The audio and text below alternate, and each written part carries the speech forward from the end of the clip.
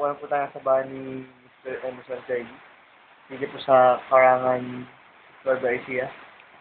Nakatapos na po namin maligo at kumain po ng hotdog. At Wala, parang asama nung pagkasabi mo ng kumain ng hotdog. Ayos ka. Ako ba't sa unang tumawa eh? Hotdog tender juicy.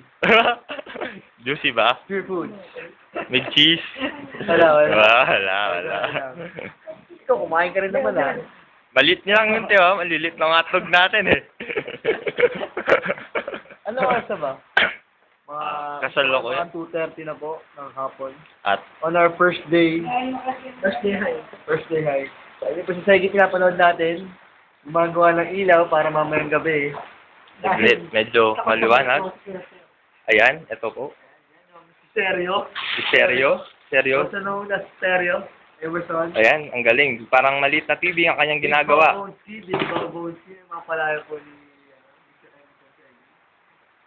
Kami po ngayon stranded. Buhok pa lang, ulam na. Balbon pa lang.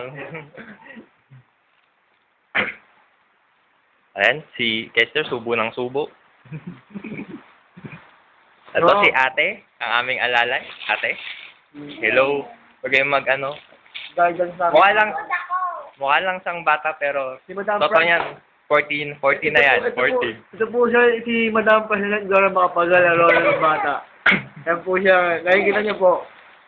Siyempre, dapat makita nyo din ako. Kaya pa ako naman.